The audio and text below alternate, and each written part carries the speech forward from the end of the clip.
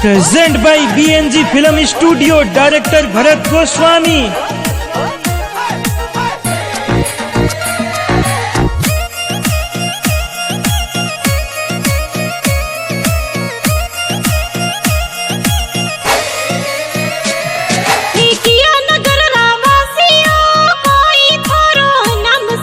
सिराणा रावासिया जुंजार सिंह है नाम सा,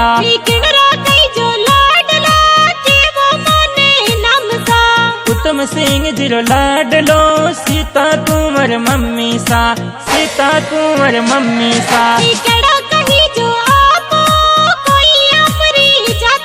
मैं दयावत राजपूत ठरको मारो जोर सा,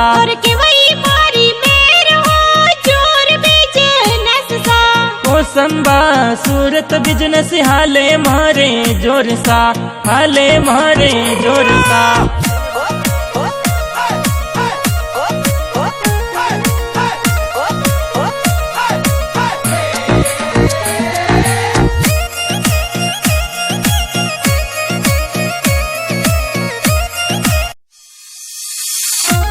present by BNG film studio, director Bharat Goswami.